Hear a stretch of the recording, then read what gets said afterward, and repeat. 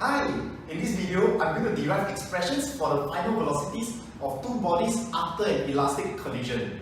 Thereafter, I'm going to make use of these expressions to explore three special cases when I change the relative masses between the bodies. The aim now is to derive expressions for V1 and V2 using M1, M2, U1 and U2. And we can do so by first identifying that this is an isolated system where we can apply the principle of conservation of linear momentum. If we take rightwards to be positive, we can come up with the equation of M1 U1 plus M2 U2 equals to M1 V1 plus M2 V2.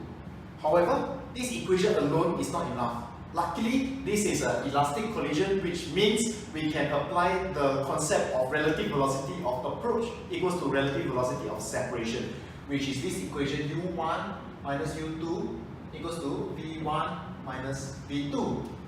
And now we have these two equations and we can apply simultaneous equations to combine both equations over here, which will allow us to arrive at the expressions of V1 equals to M1 minus M2 over M1 plus M2 times U1 plus 2M2 over M1 plus M2 times U2, and V2 equals to 2M1 over M1 plus M2 times U1 plus M2 minus M1 over M1 plus M2 U2. Now that we have derived the general expressions for V1 and V2, let's continue to look at some special cases involving elastic collisions. The first case that we'll be looking at will be the case where M1 equals to M2. The second case that we'll be looking at will be when M1 is much heavier than M2 and U2 equals to 0. And in the third case, we'll have M1 being much lighter than M2 and U2 is still equals to 0.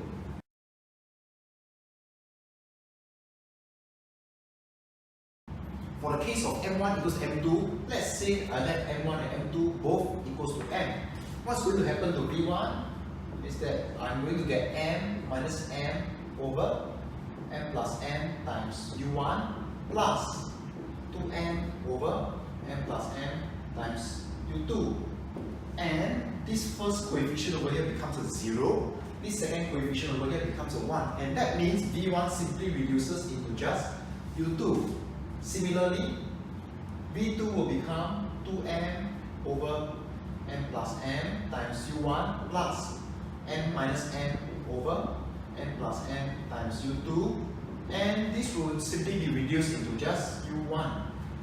What this result tells us is that after an elastic collision, if we have bodies of the same mass, they are going to have their velocities swapped. When M1 is much heavier than M2 and U2 is equal to 0, what we have over here is a case that is similar to us having a bowling ball moving straight towards a ping pong ball and hitting the ping pong ball head on. So what happens to the bowling ball and what happens to the ping pong ball? Let's find out using our equations over here. But first, let us apply some approximations based on the fact that M1 is much larger than M2. So first, if I have M1 plus M2, it will be approximately the same as M1. Likewise, M1 minus M2 will be approximately M1 as well. And the ratio of M2 divided by M1 will be approximately 0. So now let's put these assumptions into our equations and let's see what happens.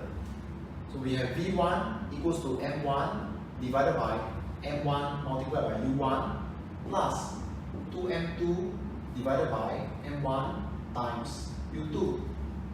These terms over here will simply be reduced to just U1 because M1 over M1 is 1 and U2 is equal to 0.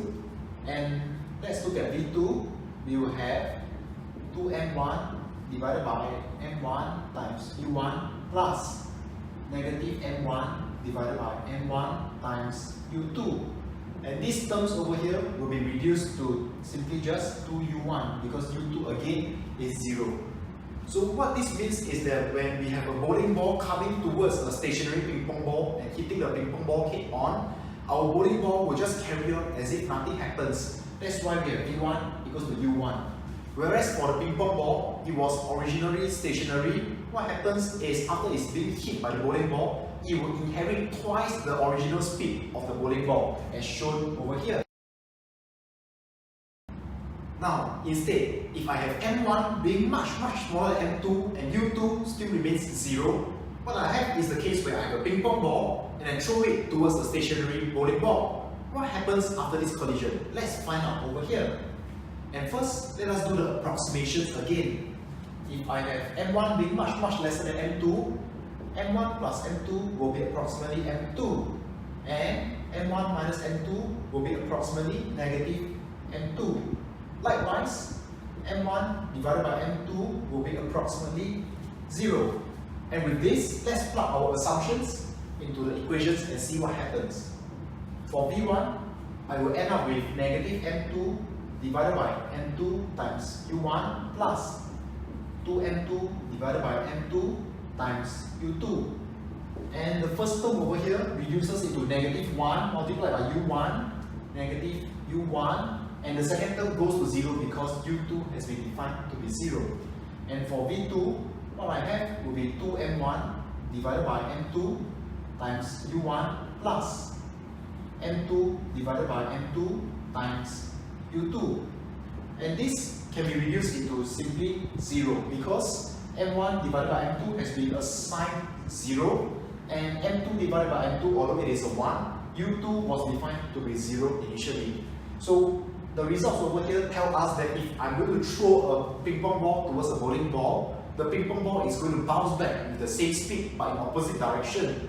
But for the bowling ball, because it is so much heavier, it does not move at all.